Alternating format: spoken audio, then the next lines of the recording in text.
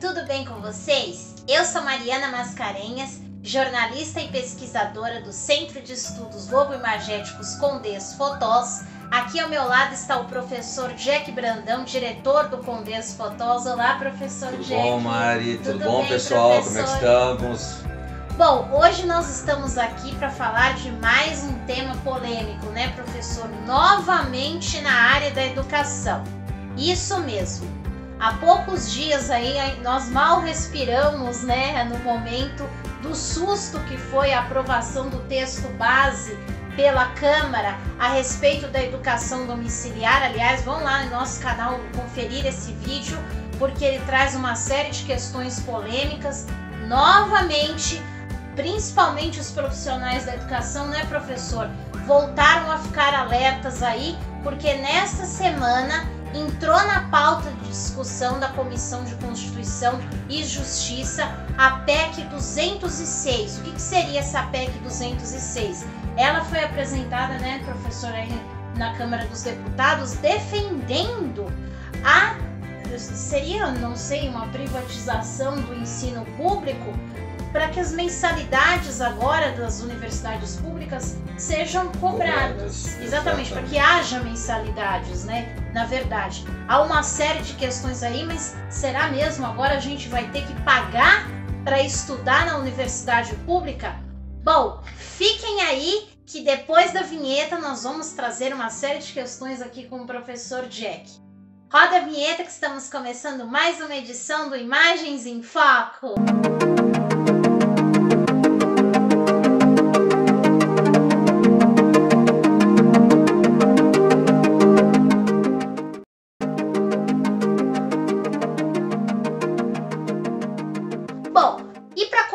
Vamos falar então o que seria essa PEC 206 que defende mensalidades nas universidades públicas. O autor dessa PEC é o general Peternélio, que já chama atenção, né, professor, que é um general que elaborou essa proposta. E ele, juntamente aí com os defensores dessa PEC, alegam que quem pagaria a mensalidade das universidades públicas seriam as pessoas com mais recursos financeiros, que seria justamente para combater a desigualdade social. Porém, os críticos, eles alegam que uma medida como essa vai justamente acentuar a desigualdade social. Ainda não foi explicitado aí como que seria, né, como que se daria os critérios para estabelecer quem pagaria a universidade, quem não pagaria, mas poderia ser uma barreira maior ainda para as pessoas que não têm condições, para as pessoas que vêm aí das escolas públicas tentar o acesso à universidade pública. Professor, passo a palavra para você aí da área de educação. O que é que você tem a nos dizer sobre essa polêmica PEC? Bom, pessoal, mais uma vez, esse governo realmente é algo inacreditável, é meio surreal certas coisas. Várias vezes, houve várias tentativas de fazer com que o ensino universal no Brasil fosse pago. Quando nós falamos em ensino pago, nós temos que lembrar o seguinte: essas pessoas que pedem isso, que falam, que clamam por isso, são aquelas pessoas saudosistas de uma época em que somente quem frequentava a universidade, quem frequentava os colégios, as escolas, eram a elite. Se nós pararmos para ver há 60, 70 anos atrás, quem frequentava as escolas do Estado era a elite. O povo não frequentava a escola. A elite frequentava a escola do Estado, a escola pública, e aqueles que não tinham competência para estudar iam normalmente para a escola particular. Ou aqueles grupos formados muitas vezes por conceitos raciais, ou melhor dizendo, grupos étnicos, como o colégio alemão, como o colégio italiano, como o colégio inglês, e aí vai. Então, determinados grupos frequentavam essas escolas desses grupos em particular. Bom, agora o que acontece? Nós tivemos a socialização da educação no Brasil e fez com que a escola fosse aberta a toda a população efetivamente. Isso também serve para o ensino superior. É óbvio, como é dito até pelos mentores desse projeto, muitas pessoas mais simples dificilmente chegariam à universidade porque não tiveram condições de estudar em colégios de ponta. Então essas pessoas ficariam à margem. Bom, ficariam, só que nós temos hoje diversos, como é que a gente pode falar, facilitadores, entre aspas, para que as pessoas mais simples, para que os negros, para que os indígenas tenham acesso de modo especial ao ensino superior. Hoje nós estamos vendo que aqueles que eram chamados de cotistas estão se tornando a grande surpresa das universidades. Por quê? Porque eles estão realmente encarando isso como aquilo que realmente é uma forma de ascensão social. Agora, voltando à questão da PEC 206, dizer que isso é uma forma de você evitar com que os mais pobres não tenham acesso e fazer com que os mais ricos paguem, desculpa, isso é uma balela muito grande. E quando eu digo balela, nós temos de pensar o seguinte: a própria PEC não explica quais os critérios serão utilizados. Nós podemos pensar também na própria questão das cotas. Muita gente extremamente branca diz que é negra simplesmente para adentrar a universidade dizendo que é cotista. Quantas pessoas foram excluídas ou foram expulsas das universidades depois de um longo processo, quando os próprios colegas acabam afirmando: olha, esse cara não é negro. Aí, não, eu sou negro. Negro, o cara nem aceita que é o fato de ser negro ou não, e nem é. Então a mesma coisa vai ser com essa questão. Muita gente vai dizer: eu sou pobre, eu sou pobre, eu sou pobre, vai viver numa casa simples durante um ano para dizer que é pobre. Assim como muita gente está tentando burlar isso, estudando na escola do Estado, estudou a vida inteira no particular. O último ano vai estudar no Estado simplesmente para isso. Para quê? Para ser cotista do Estado. Então é algo meio esdrúxulo, é algo meio absurdo, vindo ainda mais de um general. Cara, desculpa. O general ele tem que aprender uma coisa: general tem que estar no quartel. A função do militar é o quartel. O militar não tem de se intrometer. Primeiro, a princípio, eu acho um absurdo um general ser deputado. Um militar ser deputado. Há alguns anos atrás, na própria época da ditadura, isso era proibido. Agora virou. Todo mundo pode. Agora, que moral, quem é ele, ou quem ele acredita ser, para querer interferir numa área que não lhe pertence? Eu, enquanto professor, eu não vou querer interferir na área do que acontece na caserna. A caserna é caserna. O militar é o militar, o profissional da educação é o profissional da educação. Ele é que vai ter a ideia daquilo que pode acontecer ou não. É o que está acontecendo nessa PEC. Bom, é absurdo. Professor, e outra questão que você comentou também, que tá preocupando muita gente aí, é justamente as cotas, né? O que vai acontecer com as cotas? Porque já há um movimento para acabar com as cotas, alegando justamente, aí que tá a hipocrisia, né, como essa medida, alegando justamente que a verdadeira inclusão não se daria com as cotas, né? Os negros entrariam na universidade da mesma forma que qualquer um. Pessoal, a gente sabe que não é assim, né? Quantas barreiras existem? E eu já vi absurdos, assim, que não tem nem o que comentar, né? Pessoas dizendo que hoje precisa ser negro porque aí você consegue entrar na universidade pública. A pessoa não tem... Ela realmente, uma pessoa que fala uma coisa dessa, ela realmente deve viver numa bolha, ela não sabe as dificuldades que os demais enfrentam, que o pobre enfrenta, que o negro enfrenta, né, professor? É engraçado que muitas pessoas que alegam isso, que gritam, que falam isso, nunca pegaram um ônibus lotado, nunca trabalharam o dia inteiro para ir para a faculdade ou para a escola à noite e mal poder estudar. Enquanto, como é que uma pessoa dessa pode competir com um filhinho de papai que estuda 12 anos num colégio particular, de manhã, tendo à tarde atividades extracurriculares, tendo à noite outras atividades, etc, etc. Enquanto o pobre, enquanto de modo especial o negro, ou aqueles que são excluídos muitas vezes da sociedade, sendo que nossa sociedade mais da metade é negra, isso que é uma coisa meio absurda, mas enfim, nós vivemos uma sociedade extremamente elitista. A sociedade brasileira é uma sociedade extremamente elitista, e vou usar até a palavra que você falou, uma sociedade extremamente hipócrita. Então prega-se uma coisa, mas na realidade está se pensando outra. Usa-se o expediente de falar isso é para melhorar o povo, só para acontecer e depois não poder voltar, porque é mais difícil. É uma PEC. É um projeto que muda a Constituição. Ou seja, a gratuidade, que é esse artigo 206, você muda, você tira a gratuidade universal e passa a cobrar. É uma forma de você realmente transformar a universidade pública em uma universidade particular. Dê uma olhada no que aconteceu com as universidades e com as faculdades particulares no Brasil. Foram todas, com raríssimas exceções, sucateadas. Grupos estrangeiros vieram para cá, dominaram todos essas faculdades, compraram tudo, são pequenos grupos que dominam as universidades e as faculdades particulares, e que eles oferecem para a sociedade nada, não oferecem nada para a sociedade, porque a universidade ela tem de estar dentro de um tripé. Que tripé é esse?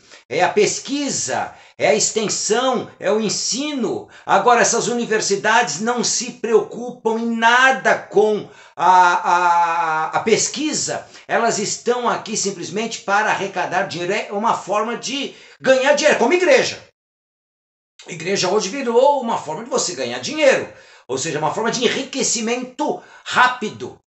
E as universidades, as faculdades também são assim, com raríssimas exceções, de modo especial aquelas que não estão ligadas a esses conglomerados estrangeiros que dominaram tudo. É isso que esse pessoal quer com as universidades públicas brasileiras. Nós temos, por exemplo, a USP, a Unicamp, a Unifesp, que são locais de excelência. É óbvio que há problemas, como há problema em qualquer parte da sociedade brasileira. Agora, você querer simplesmente sucatear, então a ideia desse governo é isso, sucateia, destrói, para depois jogar e privatizar. Foi isso que quiseram fazer com a Petrobras, foi isso que querem fazer com o Correio, é isso que fizeram com a Eletrobras, ou seja, sucateiam e depois eles querem vender a preço de banana. Então, vocês já imaginaram a USP sendo privatizada, ou seja, um conglomerado estrangeiro dominando isso? Cara, um governo que não está preocupado com a pesquisa, que não está preocupado com a educação, se eles estão enviando um projeto de lei, olha que este general era do antigo partido do presidente, que aí está, que quer destruir tudo. Então é tudo farinha do mesmo saco, cara. É difícil isso, é difícil. Professor, e essa questão da privatização é algo realmente preocupante, porque seria aí um meio deles começarem, né, pela privatização do ensino público. Essa é uma discussão, inclusive, como você já falou, em cima da Petrobras, em cima de outras áreas, que levanta muita polêmica. Porque há um argumento, que a meu ver também é um argumento muito fraco, se dizer que se há corrupção, há desvio de verba, há uma má gestão na educação pública, o que se pode fazer? Privatizar. E, gente, aí você exime o Estado das suas obrigações, né? Porque, na verdade, o governo tem a obrigação de oferecer educação, tem a obrigação de oferecer serviços de saúde, tem a obrigação de atender ao povo. Você está eximindo o Estado das suas obrigações. Se há uma má gestão, ela precisa ser solucionada.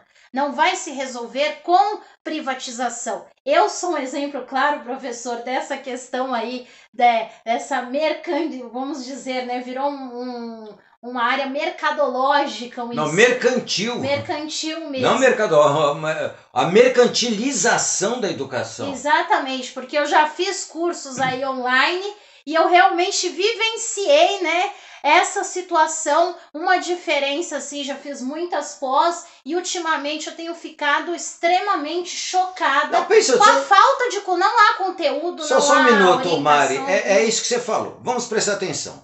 Nós temos, como você mesma falou, e você está passando por isso, nós temos uma faculdade, um conglomerado que domina uma determinada faculdade, usa o nome da faculdade, que é um conglomerado, você pega, coloca 200, 300, 500 pessoas num grupo, o professor de péssima qualidade, ou seja, pega aquele cara que não tem título algum, o cara não tem título, agora o cara se presta a receber uma mixaria para dar um curso que ele não tem competência para tal, joga na plataforma, a plataforma que vai escolher os grupos, vocês ficam desesperados, não há apoio. Cara, tudo automatizado, não há cara, pessoas para corrigir.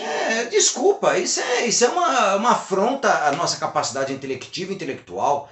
Isso é uma afronta. E é exatamente isso que querem. Por quê? Realmente a elite vai continuar nas grandes universidades.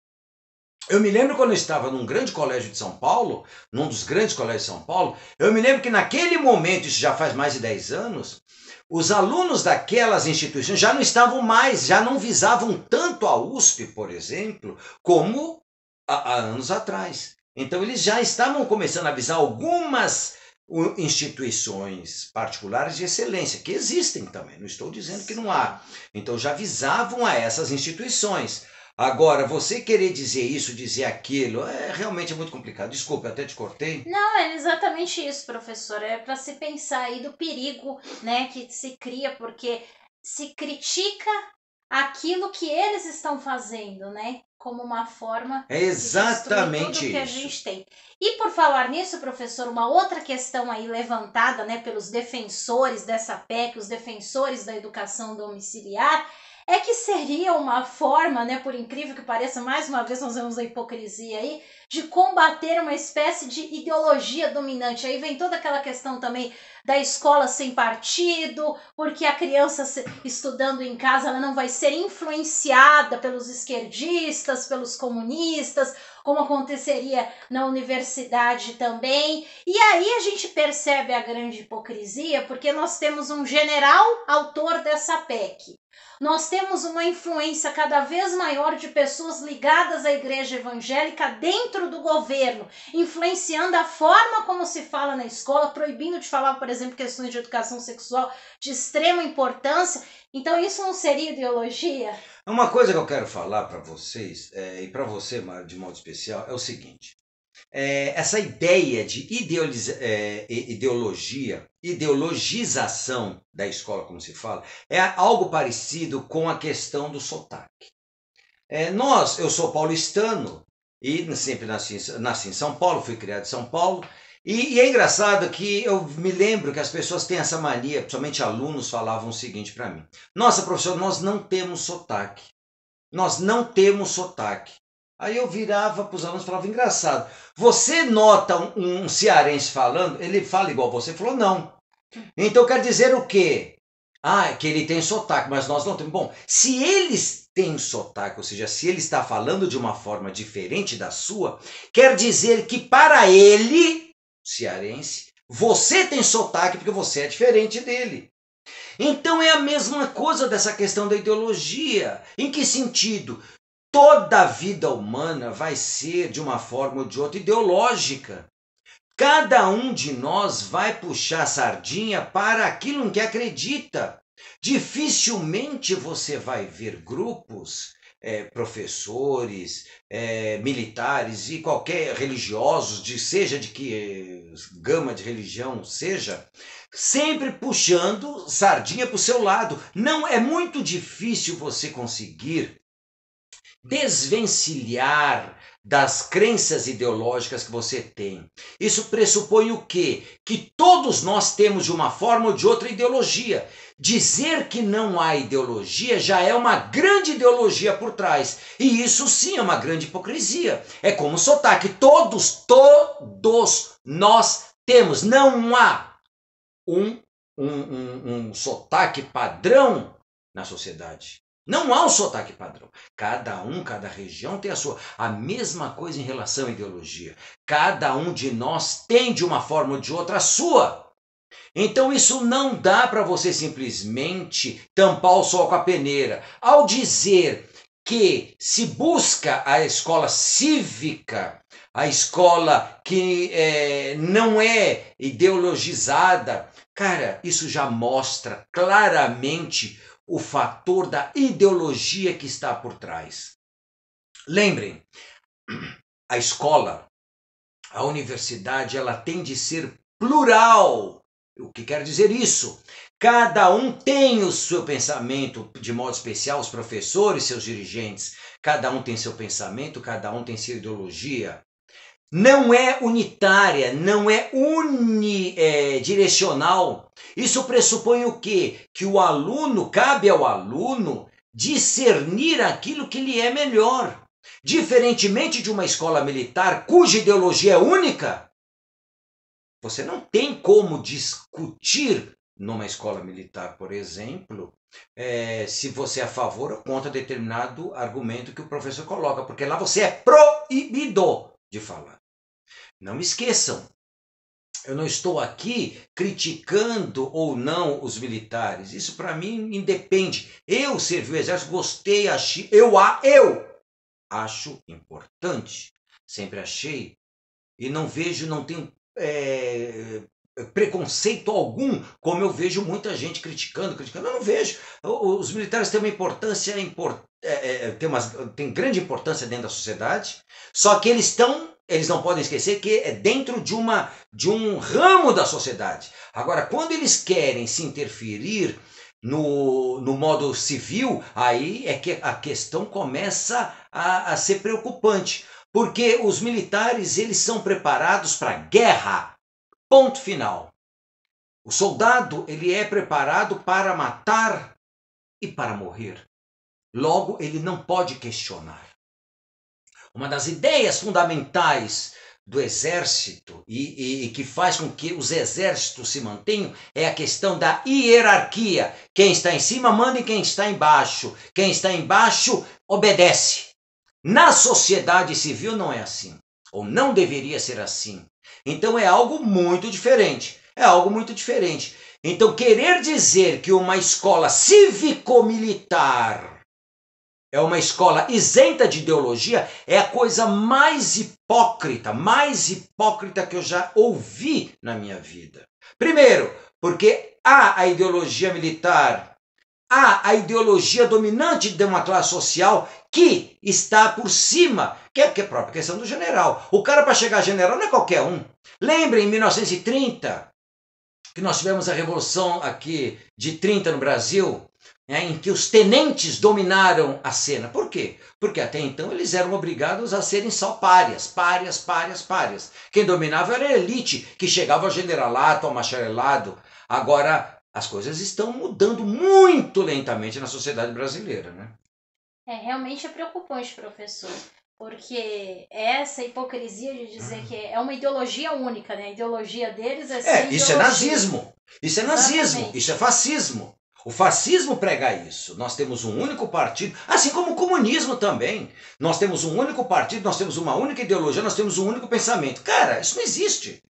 Exatamente. Isso não existe. Por isso que eles usam a Bíblia. Eles querem usar muitas vezes a Bíblia como um suporte para isso, porque eles querem acreditar que a Bíblia prega isso. Mostram claramente que não entendem bulufa do que está escrito na Bíblia. Por isso que eles usam só o Antigo Testamento, porque é o Deus vingador, porque é o Deus é o Deus militar, é a questão da ideologia, é a questão da tirania de Deus. Poxa, eu sou cristão. Enquanto cristão, eu busco seguir as ideias de Jesus. Jesus fala em amor, não fala em armas. Quando você fala em armas e você se diz cristão, você fala, opa, alguma coisa está errada aí. Alguma coisa está errada. Que ideologia é essa? Exatamente. Amai-vos e não armai-vos. É muito diferente. Exatamente, professor. E essa questão ainda falando da ideologia, né? Como o aluno, ele vai poder ampliar a visão de mundo se ele tem uma visão A, se ele não conhece a B, a C, a D, a F, então... Mas não é para ampliar. Aí é que está. Não é rebanho, para ampliar. Essa é a questão de rebanho. Todos têm de ter um pensamento único. Isso é a ideologização, isso é fascismo. É querer que todos tenham uma visão única. Isso não é social. E isso não é bom para a sociedade. É a coisa que nós falamos exatamente quando nós falamos da homeschooling.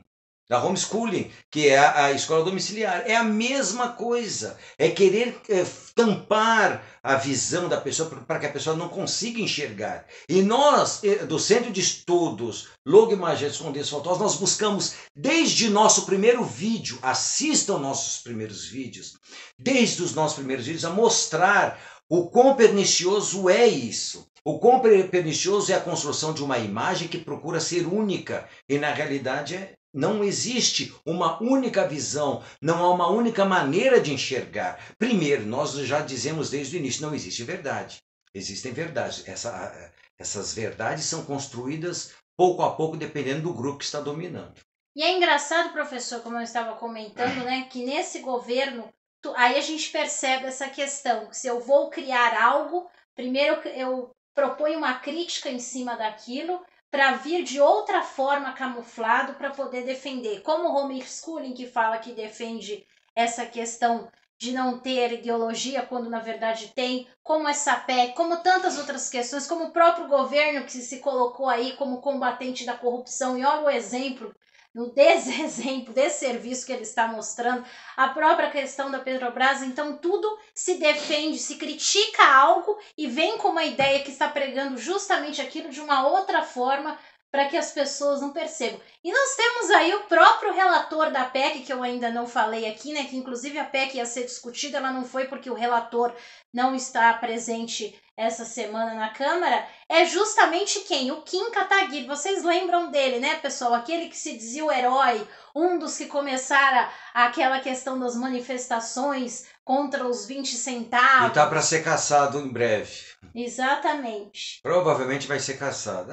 É muita hipocrisia. Eu vou dar um exemplo. Para encerrar isso daqui, mas para o vídeo não ficar muito longo. Vou dar um exemplo. Nós tivemos um show do Gustavo Lima, numa cidade pequenininha, acho que em Roraima. Nós tivemos um show. A cidade tem 8.000 pessoas. Neste show, este cantor elogiou demais este governo, falou na simplicidade do homem do campo, etc. Sabe quanto ele ganhou pelo show? Chuta. 800 mil. Absurdo. 800 mil reais. Está no Diário Oficial. O cara ganhou isso. Absurdo. De uma cidade de 8.000 pessoas, menor do que em Bugaçu. Então, uma cidade de 8.000 pessoas pagou 800 mil reais para esse cantor falar um monte de mentira. De falar em simplicidade do homem do campo, de valores, de moral, de... Cara, desculpa. Ou seja, esse governo, ele paga isso. Ele paga.